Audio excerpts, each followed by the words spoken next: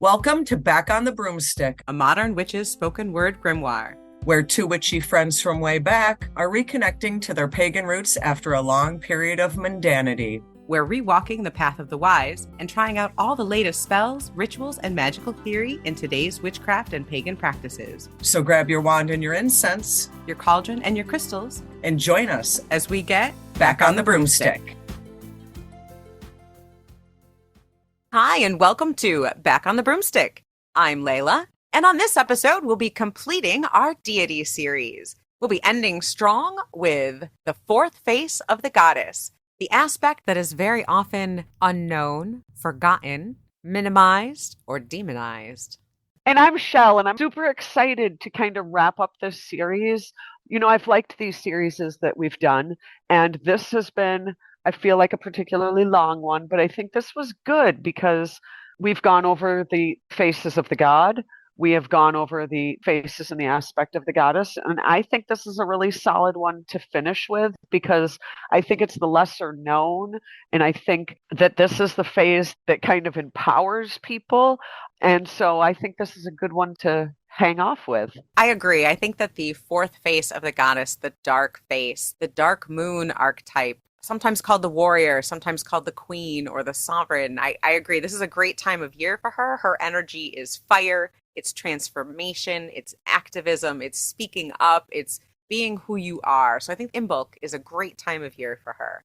And I also love these series. They were fantastic. And I really like diving into deity, into the Maiden Mother Crone kind of Wiccan origins and the youth warrior sage of the god, and talking about how they fit into modern times, because those are older ideas. Right. Those are the ideas that came from ancient people's ideas of birth, reproduction, and death. You know, that's what they saw in their lives, in the animals around them, in nature, in the cycles of the season.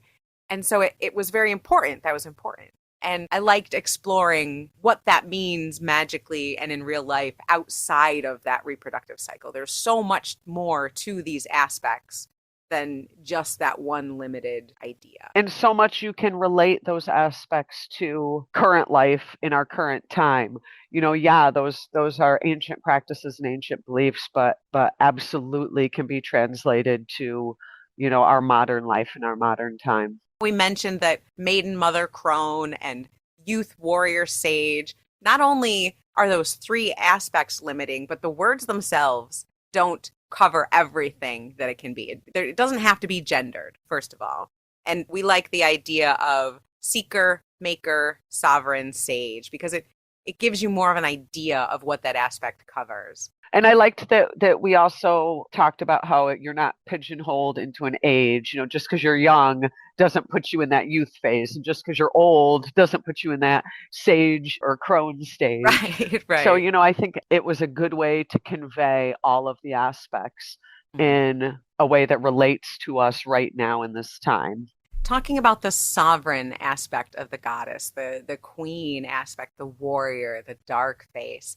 She's very often the forgotten face. She's very often the one that people don't mention. And I think there's a couple different reasons for that. They should be scared. No, I'm just kidding. Well, honestly, they should be. And I think they are. A lot of us grew up in patriarchal religions of one type or another. And these ideas have infiltrated even old folk stories. Even stories of the goddess have a patriarchal blanket on them. And so that aspect of pushing things down that they don't understand or don't like, the warrior goddess was the first one they wanted to get rid of. They just wanted her reduced to reproduction. And so hiding that face was easy for them because they were afraid of it. And you should be afraid of it. She's powerful. This goddess, this fourth face, she shows up in your life when you choose you. When you choose yourself, especially if you do it in a way that not only helps you, but it helps your community and the people around you, that's taking that power and being sovereign. That is warrior goddess energy 110 right there. Thank you. Yes, that is you being sovereign. And these powers that be, they don't like that. And so they hid that. They shoved it down. When I first found the goddess, I loved being like, holy shit, there's a feminine energy to balance the masculine. I needed that balance. I wanted that balance. But meditating on that symbol it almost hit me like fucking lightning when I was looking at this triple goddess symbol, the waxing moon, the full moon, and the waning moon. And this goddess. Where was the dark moon? Exactly. And maybe because our coven did our aspects on the dark moon, maybe that's why I could feel her energy stronger. But I remember when she came up to me and her energy was like a moonless night where it's just stars and black, where it's that dark flame. And she literally said, what about the dark moon? What about the new moon? Yeah. And she was hidden, not hidden necessarily, but back to back.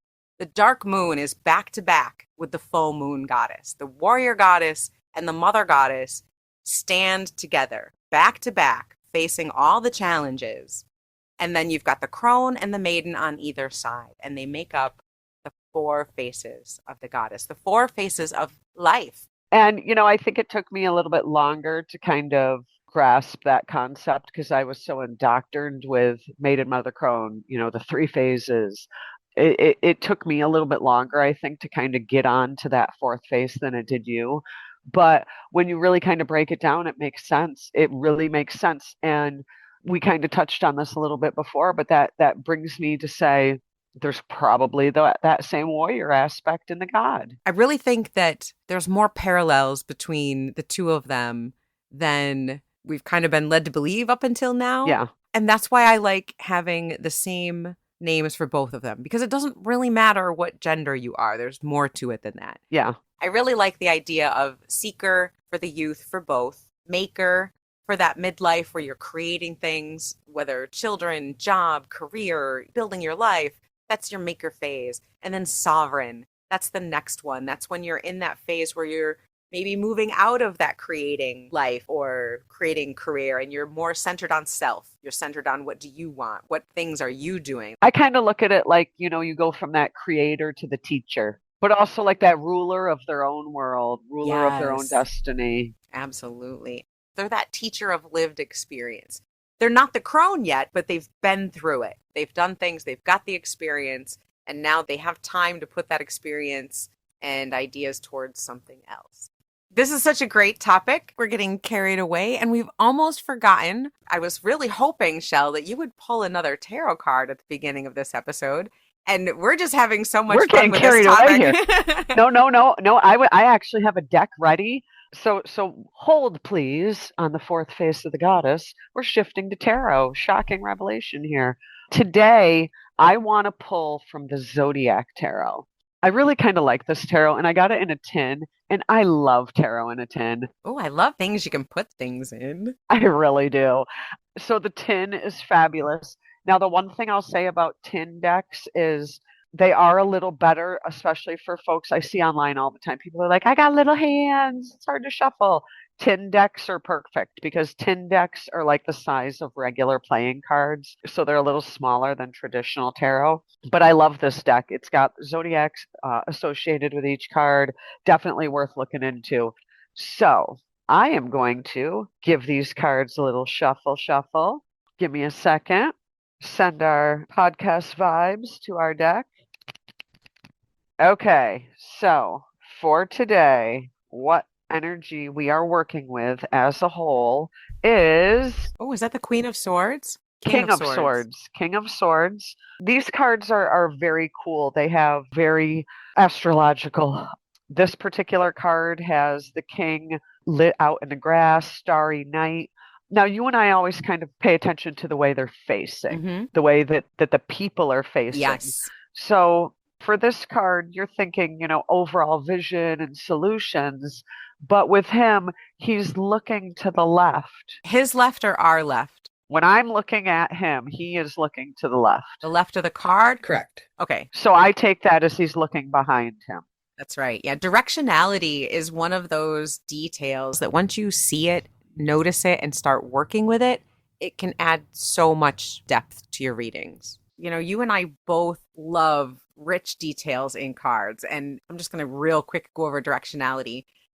Paying attention to which way the people on the cards are facing can give you some insight into where these energies are lying. So looking to the left of the card is past. Looking back. Looking straight out at you is present. or looking into the current right now. And then looking to the right of the card is looking into the future. And then I look at it as, because there are some cards in some decks where you actually are looking at the person on the card and you're looking at their back. And I look at that as the unknown. Ooh, okay. That's looking at something from a different angle, from a different perspective. So even these little details in cards Matter. yeah, and can add different layers of richness and meaning. So I'm looking at, overall vision, strategy, but you've got to take into account past events to create that strategy. So I think today the message overall is, what are the things that we've done and how are we using them to move forward? We need to take our past experiences to plot out our ongoing strategy. So for looking ahead, you still have to look behind you. Yes. I love the richness of color in this deck. It has very, very beautiful, like jewel tone colors in the images. They're very striking. They stand out. It's very, very pretty. And what I see in this card is the King of Swords is in reds and oranges, and he's standing under a starry sky.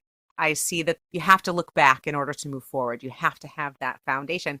And I feel like this is setting boundaries. I feel like this is a card of knowing who you are, setting your boundaries, giving wise counsel to yourself, giving yourself good information and permission to set those boundaries and to say, this is where I'm standing. I know how things have been in the past.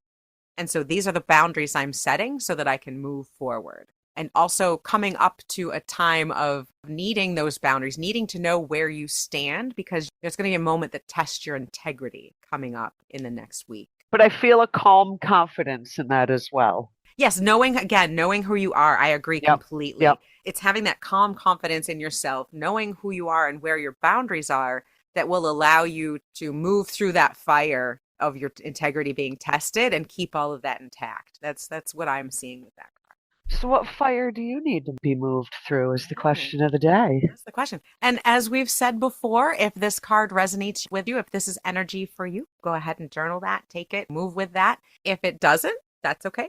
Okay, now that I've interrupted you with tarot again, now I'll let you get back to the fourth face of the goddess. We were just having so much fun. We meant to do this in the beginning. Oh my goodness.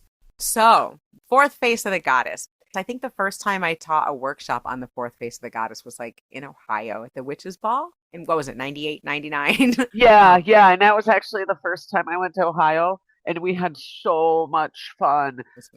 By the way, shout out to our Ohio listeners. Love you, Helen JoJo. Hey. But yeah, and I remember back then thinking, what was Layla talking about, this fourth face of the goddess? Yeah. And Gail Hamby, one of our wonderful, amazing, fabulous witch mentors, fantastic witch, she wrote a book called The Fourth Face of the Goddess. And that was really my main introduction, was actually from Gail. And I mean, I heard your mumblings and rumblings about it, but when Gail wrote that piece, that was really the first time that I was like, oh, I get it now. And her book is some poems and essays and writings on the fourth face of the goddess, claiming that aspect of yourself. And bonus, in that book is her poem, Never Again the Burning, that we have done spoken word version of. Love that so much. Yeah. Oh my God. Very powerful. Very, very powerful. Okay. So fourth face. Let's talk about this. This is the dark moon face. This is that warrior face. This is the archetype of do it for you, take no shit, set your boundaries, be strong. I feel like for as much as it took me a while to kind of get onto this concept back in the day, it's ironic in retrospect because the whole Hecate tie, Hecate really kind of grasps that fourth aspect face. Yes, as well as the Morrigan. So when I think of the fourth face, I'm thinking that's where Hecate shines, man. that's her place. Yeah, and you know what? Everyone's like, "Oh, Hecate, she's a triple-faced goddess, triplicate, triplicate, triplicate." I'm like, "Yeah, no. She's the goddess of the crossroads, and that's 4." Yeah. And I know with 3 faces, she can see all 4 lanes, blah blah blah. But it really fits her well. That fourth Yeah. aspect suits her so well with those Yeah. four being in the middle of the crossroads. Oh, I love it. Yeah, so I mean that's really when I think of the fourth face, my mind immediately goes to Hecate. Like I said, I feel that the Morrigan energy in that phase as well, because I feel that that's very boundary setting energy. Yeah. But I think that there's other goddesses that you can think of, like Athena would be another one I would think of, just kind of that pushing her way and setting her way.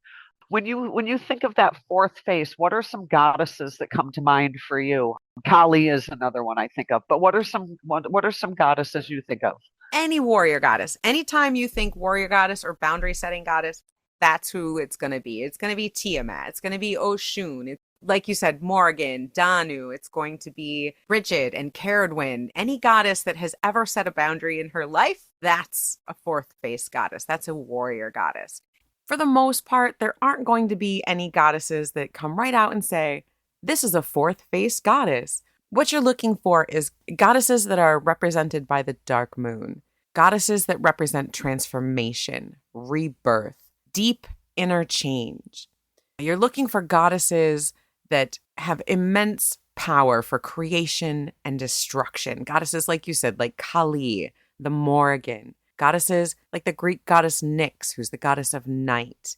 You've got Nephthys, who's an Egyptian goddess, and she embodies the aspects of the night, darkness, mourning, and unseen boundaries. So she fits. There's a Hindu goddess, Dhumavati. She represents the dark moon and widowhood. So these goddesses who have been through shit and can now walk beside you as a mentor to help you get through the shit. And even though the fourth face, the time of life, they say is like roughly 45 to 70-ish. Perimenopause can be considered that time of life. And autumn can be considered the season. Some people say that the start of perimenopause signals the beginning of that fourth face aspect, that warrior phase aspect. But since we're decoupling all of this from reproduction anyways, we go more by vibes, more by if you are embodying qualities of that aspect. But like you said, that can be any time. So it doesn't have to be a goddess that is older. It can be a younger goddess. Freya and Ostara. Again, they might be harder to see, those younger goddesses, but if you've ever seen a young person stand up, set boundaries, know who the fuck they are, and project that, they're channeling that warrior sovereign energy. That's powerful at any age. You can get that I give no fucks and I stand in my truth energy at any time. Hey, for the last 30 years, people have tried to envision Hecate as some big, busted, skinny man candy type of goddess. So, hey, if they can visualize that, then roll with it. You can see her in all sorts of places, right? Again, it's a creative time. You're not necessarily creating new things, but you're creating things for yourself. You're creating things for your life and sometimes for your community.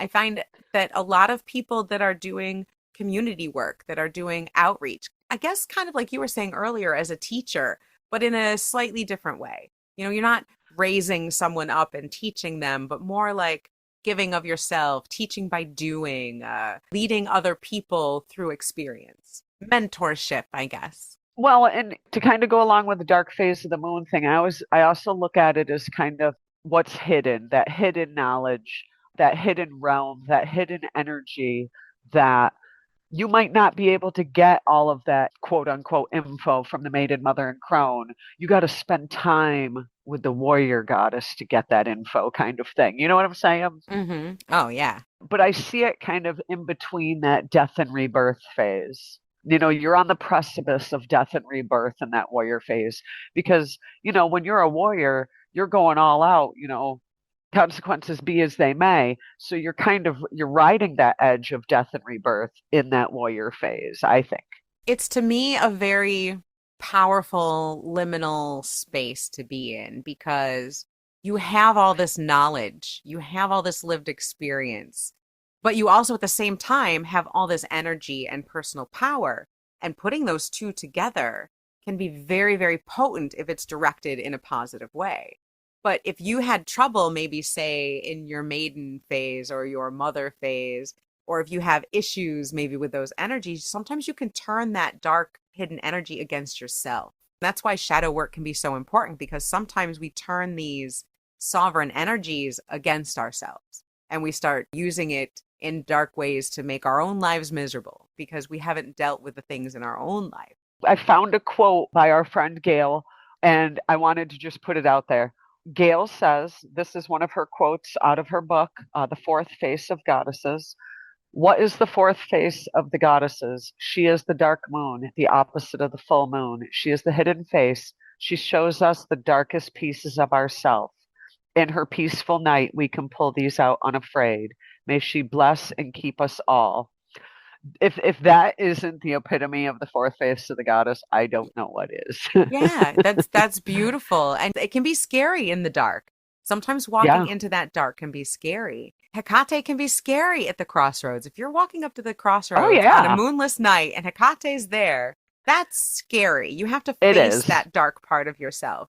But when you do and she embraces you, then you become that. You become the scary thing in the dark, right? Right. Now that's you. Right. And I think both of those aspects are the sovereign deity, that fourth face that's hidden. I think that's both parts. Absolutely. Every phase of the goddess can fit into that warrior phase as well. Oh, hell yeah. You're going to have the maiden call on that, and that's why I think she's behind the three aspects, because she is the backbone of all three aspects. You see the symbol of the triple goddess, the two crescents and the full moon. The dark moon is behind all of those. The dark moon supports all three.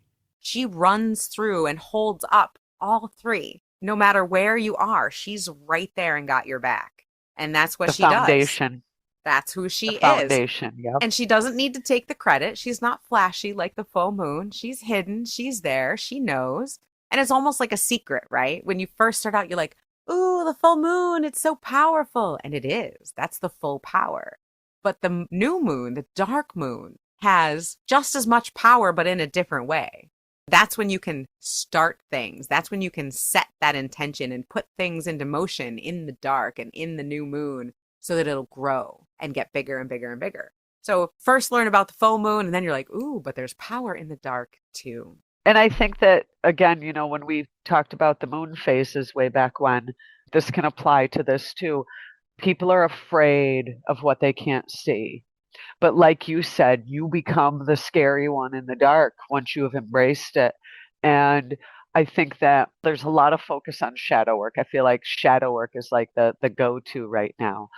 If you're into shadow work, man, this is your phase. Right? This is where you can deep dive into this stuff. And I've always looked at Hecate in this aspect as she'll guide you.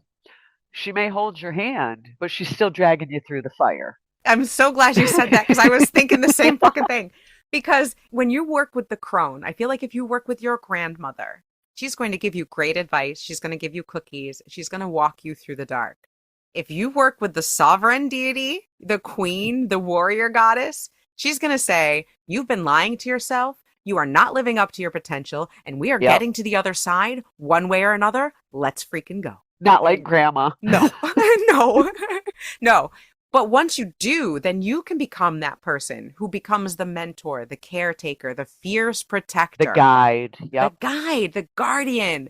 And this is why activists, people who are creators, who are searching, who are seeking, who are making, creating for all these people, sometimes you need to reach into that sovereign energy and really embody that, because you need that power, that energy. And it can be difficult. Absolutely. It can wear you out. I mean, that it's one aspect that has all three inside it. It's a lot. It can be a lot. It's like multitasking. The fourth face of the goddess is like multitasking. It's multitasking, absolutely. and it's doing it all well, but it's also knowing when to rest. It's knowing when that multitasking isn't working for you and saying, hey, I'm dropping a couple of these things and taking some time for me, because knowing your boundaries is part of that. I feel like when you're working with that fourth aspect, it's easier to make clear-cut decisions. because that energy is just less willy-nilly. It's very cut and dry. It's very black and white. You need to do this, period. There's no Yeah. conversation, there's no argument. So I Hmm. feel that it's an efficient phase to work with because it cuts through all the bullshit because it doesn't have time for the bullshit. It's not Yeah. going to coddle you. It's not going to worry about your feelings. It's just going to drag you through. Yeah. And I think the energy and the power of this can be a little overwhelming. So I think people kind of dip in and out of it as needed. You get better and better at working with it as you do it more and more. Right. Again, no matter what your age, no matter what your gender, we're all here and we can be in that sovereign phase when we need it, when we want to call on it. Well, just as we look at things and have to adjust them from, hey, this was a primitive concept that we are now trying to enact in the 2020s here. The same thing with the gender identification of all of these phases. Yeah, okay, so they were maybe gender assigned hundreds of years ago, but right now, if you are born a female, feeling that sage energy, rock on with your bad self. Or if you were born a male, feeling this warrior goddess energy, roll with it.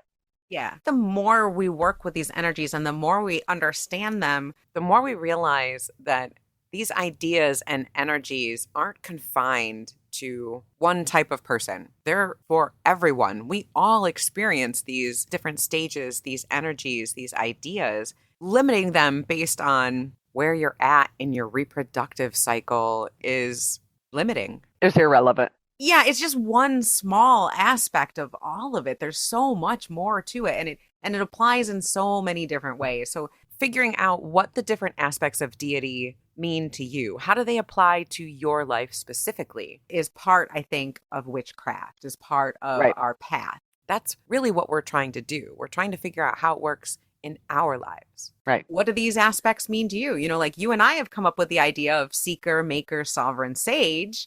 What does it mean to you? What are these aspects? Are they all one? Do you have different names for different? Right. Right. But it's one of those things I think that really matters to you. How do you feel about it? Journal that shit. Figure it out for yourself. Where does it fit? I really thought we were going to get through an episode without you saying journal it.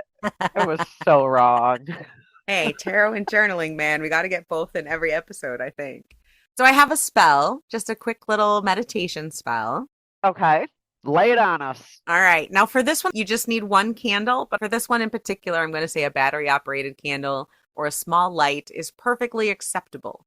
If you do use a candle, it should be one that's a safety candle that's like in a glass, like all the way down in a glass or something, because you're going to have it behind you for most of this meditation. So, what you're going to do is get your candle and sit comfortably, put your feet on the floor, and you want to be in a dark room. Dim the lights. I mean, you can have enough light to see, it doesn't have to be pitch black.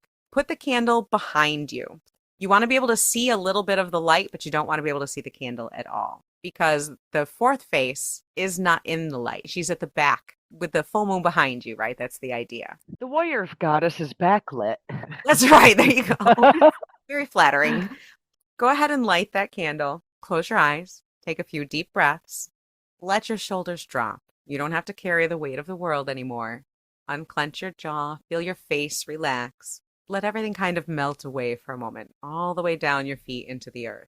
And imagine a night sky above you. It's dark and velvety black. Stars are sprinkled around it.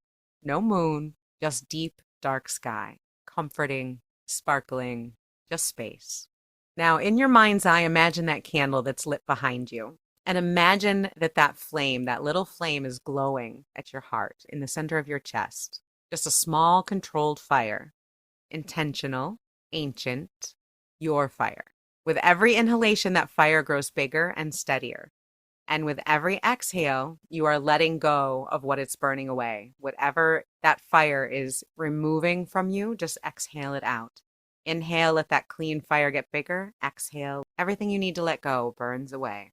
Once you've got that fire nice and steady, say out loud or in your mind, I claim my sovereignty. I release the labor of becoming. I stand in the power I have earned. I answer to myself, my soul, and my higher power. Pause. Let it be. Let that energy go through you and around you. And then again, picture that flame at your center. and allow it to change. Let it grow and become a symbol. Every time you inhale, it increases the energy of that symbol. Maybe it's a crown, maybe it's a blade or a staff, a ring, maybe it's an animal or an image. This is your marker of sovereignty. This is your image of flame that carry with you. Whenever you need that sovereign energy, call up that flaming image, and that will help you draw in that sovereign power, that warrior goddess power. So whenever you need that extra backbone, that extra strength, call up that fiery symbol, and that will bring that power, that fire to whatever you need it for. So keep that image pictured in your mind's eye, breathe with it for a few minutes, then just put your hand on your heart, hold that energy in, breathe it in one more time. Take your time. Sovereigns don't rush. Just breathe with it. And when you're ready, put it away. Allow that to sink into your body. Breathe in with it, and then open your eyes and come back and put out the candle. And there you go. You've got your magical symbol. You've got your flaming energy to call that fire, that sovereign deity energy into yourself whenever you need You're like the meditation guru. I love you. We cover a lot of aspects. We do. So, what would be some ways that you would suggest to listeners to honor the fourth face of the goddess? Is there something we can do on the dark moon, the new moon? Some offering we can give during her phase? Talk to us. Well, I think this episode is coming out right around the dark moon. So I think if you do that meditation right on the dark moon, that's a good idea. I think that setting out an offering to her, doing a meditation, going out and looking at the night sky when it's dark and there's no moon there, setting your altar with dark stones, with candles, with fire around the dark moon. And one thing, as you know, I love knickknacks. I have myself a couple of different Hecate statues, and there's one particular one that I really love that I put a little nugget of weed on. Is my little offering. So that is a good time to kind of change that out, kind of refresh my offering, because, I'll set it there. I'll leave it there for the month. So the dark moon and kind of honoring that phase and that stage is when I kind of re-up my offering, so to say.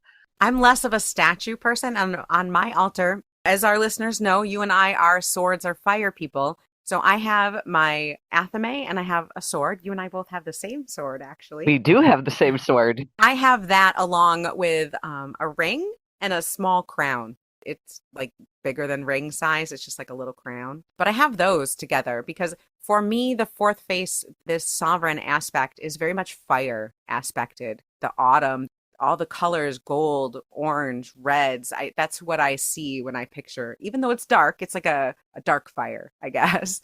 So I have the fire symbols and the sovereignty symbol, and I like those. And I also like any dark stone. It doesn't even have to be like a special crystal. Just any dark stone that you find feels to me like an easy way to connect. So these are symbols that I have on my Get yourself a nice onyx or a nice jade. Yeah. Or even just some cool black stone that you picked up in the creek. Because Absolutely. Especially if you find it at night. You ever see those black stones that have almost like white specks in them? Like I think it's like a granite or something.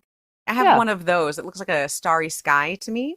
And so I like to use that sometimes if I'm doing a meditation to that fourth face of the goddess, that night sky, the moonless sky. I like how you give offerings to it. Because I think that is important to have an energy exchange of some type. And I like to give offerings of words and of energy, and you like to give physical offerings. And I think it's very important to do that to kind of help make a connection. Not gonna lie, honey and weed, those are my go-to offerings. Yeah, those are good ones. Okay, side comment. Honey and weed as offerings. Now, people ask a lot of times, people love to give food offerings, physical offerings, and what do you do with them? Like you put it on your altar, you say, I offer this to the sovereign goddess. I offer this to Hecate. Here's a nugget of weed and a couple drops of honey. Like, how long do you leave it on an altar, and what do you do with it when you're done? Okay, so to answer the burning question, do I smoke the dusty weed? No, I don't. So, like I said, I'll put a little bit out, a very little bit. Trust me, waste not, want not. And then when I refresh it on the next dark moon, I then take that because you got to remember, especially now this time of year, the heat's been on, everything is dry as crazy. This is like the most crumbly weed at this point after about a month out in the open. So I will just take it outside and just kind of like mash it all up into dust and off into the wind to the land spirits kind of thing. Yeah. Honey, kind of the same thing. I'll just go out and dump it out in the yard, kind of offer it to the land spirits. But however, people dispose of things of that nature in different ways, whatever works for you. I just happen to put them outside and offer them to the land spirits because those two particular things are safe and okay, and they're not causing pollution or anything of that nature. What I will do if I'm offering something physical, what I typically do instead is at my altar, I have one particular ancestor spirit that I work with where I will smoke a bowl with him on a regular basis. I don't put the weed on the altar. What I do is I will pack my own bowl or roll a joint and I will offer to him the smoke. So I will smoke it and offer the smoke to him as my offering. I have an ancestor who loved tea and she really loves sweet stuff. So I will offer her the sweetness of the honey as I put it in my tea. So not the honey itself, but the sweetness of the honey. And as I drink the tea and taste that sweetness, I will think of her and offer her that sweetness. If I do put food out, like say for the silent supper or something like that, if I do put a food offering out on a plate, I will usually offer the heat or the flavor of that, leave the plate there, and then I will eat it or my family will eat it before it goes, that same day. Like, Right. and again, offer them the heat and the aroma and the taste. So more of the energy, offer the energy, because in my belief, they're an energetic being. They don't really want the food that's on. They want the idea of it. You giving them that offering is the important part. What happens to it afterwards, I think, is less important, but it would feel bad to me to throw it away. That's why I love that you offer it to the earth or offer it to the wind, because that feels better to me, like a better energetic exchange. I would feel guilty throwing away or letting something get moldy that I had put on an altar. That's why I don't like to use honey a lot in the summertime because, who wants an ant problem? And honestly, one time I did try that and I came into my room one day and the cat was licking it. Yeah. And I'm like, this is not what I meant. How many times I have put water on an altar and discovered my cat enjoying that in my ancestors' place. And I figure that is energetically going up to them. It is what it is. Maybe that's how it was meant to be. But like in the summertime, if I do honey, I will do it during a ritual or a meditation, and then I will dispose of it right after. But as far as leaving it out for the month, in the summertime, I only do the little nugget of weed. And the reason I do that instead of the smoke, I always felt like an offering had to be something you were giving, something of value to you. So I always looked at it as if I gave a little nugget, that was something that had value to me that I was offering to them. You know what I'm saying? Yeah, I do. Like a sacrifice. Yeah. You're sacrificing something. Yeah. Yeah, I can see that. And that reminds me, there have been times where we have sacrificed things. Like we've sacrificed smoking, smoking cannabis for a whole month. Of 2 months? I think we did. I think it was a whole month. As an offering to deity for some things that we wanted to do in the past, some workings that we were doing for our community. And I think sacrifices like that can also be important. So I totally see what you're saying. I am sacrificing this food to you. And so in that case, that's how I look at that. And I would say in that case, if you're like, I am offering this food as a sacrifice, that means that when you're done, whether it's that day or a week later or whatever, you can throw that away. It's okay because you have already sacrificed it, and throwing it away to have it be taken care of is less of that's no longer like an insult of throwing away their offering. You've sacrificed it. And so this is the way you get rid of that sacrifice. So I can see doing that. Yeah, that makes sense to me energetically. Yeah. No, and I like that too. Putting it outside is offering it back to the earth. And sometimes you can't. Maybe you can't offer it outside. And it depends on what your offering is. Yeah. Yeah. And so I think that offering it as a sacrifice is a good way to get around I don't want to throw away a gift I gave you. Right. By labeling it a sacrifice instead of a gift or an offering, that means that the energetic act of you giving up that item, that valuable item, you giving it up. That's the sacrifice, not the physical item as a gift offering. That's where the distinction is in my mind between a sacrifice, something that you are literally giving up. The act of getting rid of it, the act of giving it up is the offering. Whereas a gift of food, the food is the offering. Semantics, splitting hairs, but it makes a difference. Right, right. So I like that. But yeah, so for me personally, again, I think that they're energetic beings. So I like to offer them energetic things. I gotcha. So that is definitely a way to honor any aspect of deity, is to give them an offering, give them a sacrifice. Because the idea is much like decluttering, you're making way, you're making space in your life for something new. This is an energy exchange. If you're offering something to deity, you're giving them something. Maybe you're thanking them, or maybe you're just offering to honor them. There's a lot of different reasons why, but that opens up space in your life, in your heart, in your being to receive that energy back. Isn't that really what we're here for? I think so. I hope so. So, claiming sovereign energy in your life means taking control, taking charge, taking responsibility. Sometimes it means taking the hard road. It does. Yeah. And it means being that mentor, walking with someone, but not carrying them. Right. It's taking care of yourself and taking care of others, but not to the point of burnout. It's so much more than that. I look at it as taking care of others, that you have to include yourself as one of those others. Big time. She is very much about taking care of self. She's literally militant about it, that boundaries and taking care of self are very important, and honoring self. And so sometimes that means jumping into things and trying new things and not being afraid to fail.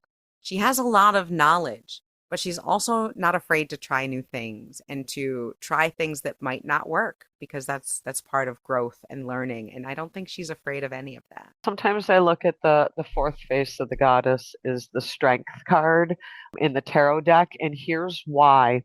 Because in the strength card, you have this depiction of this, what appears to be this fragile, youthful, beautiful goddess. Then either some cards depict either her prying open the lion's mouth or having her hand in the mouth while petting it.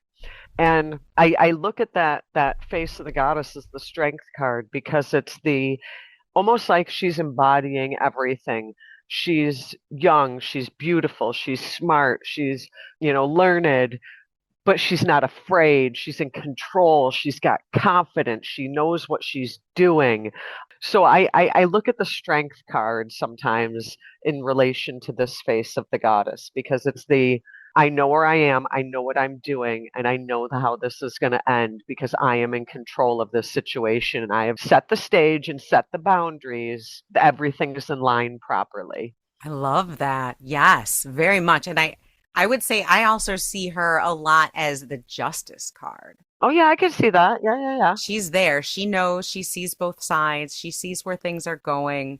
She has power and integrity. She's reminding us that she's got that sovereignty, but she also has responsibility. But with a quiet strength. Absolutely. She's got a sword, man. She's holding the sword in the scale. She's taking care of all of these things, but she's finding that balance. And I think that's very, very important. Is she is someone who, above all, I think reveres balance. I mean, she's literally behind the triple goddess, holding it all together, holding that balance, being the backbone. And I think that justice and strength, I love strength, because there's this strength to be that backbone. I really like those two cards for that. I like that. Wow, we just came up with this fourth face of the goddess. You got strength and you got justice. Boom, there it is. There folks. you go. What better? So if you need a little bit of that in your life, meditate on those two cards and bring that sovereign energy, that strength into your life. Find that symbol that's yours and hold on to it. Sometimes we need that. Sometimes we need that touchstone when we need a little extra strength in our life, and she can really be that. No, I think that I love this whole thing that we've done. I think we've done a great job with the Maiden. We did a great job with the Mother, a great job with the Crone. Warrior Sage. Yeah, we did. We've done phenomenal. And to wrap it up with this warrior face goddess, I think was, At first I remember telling you I wanted to do it in order, and I'm so glad that we ended up doing it this way because this was a great way to wrap up this series. She's powerful and she's needed right now. And I think that we all need a lot of strength. Coming up on Imbolc, that fire festival, finding that fire in the belly. Technically, if you're talking about it, autumn is her season, fall is the warrior goddess's season. But like we were talking about at the beginning of the episode, she's really a liminal space goddess. Imbolc is that space between the season of winter and the season of spring. So right between the Crone and the Maiden goddess. It's that moment, that liminal space, and that's very much where the sovereign goddess lives as well. Right here in that space at Imbolc. I really think that fire in the belly fits with the sovereign goddess, the warrior goddess as well. But I also think, and you kind of touched on it, but I kind of think that everything works out cosmically. It's a good time for we as a people to embody this phase. Maybe it is a good time for folks to sit down, pull out your tarot deck, get out that strength card, get out that justice card, meditate on them. I am going to use a word that Layla says that's going to hurt me to say. Journal it. Yeah. Woohoo! What are you getting out of the strength card and the justice card that you can put into action in your life right now? What is the fourth face of the goddess telling you to act on? What is she telling you to put boundaries and set boundaries for? What is the goddess telling you that your sovereignty is? Meditate on that, folks. Wow, journaling and meditation in the same comment. So we're going to end the episode right here because this will never happen again. Thank you all so much for listening to Back on the Broomstick. Please like, subscribe, give us a comment, a review. It helps the show out, and it makes Shell and I cackle like little witches. Keep it witchy before my head explodes from saying journaling too many times. And happy almost Imbolc, everybody.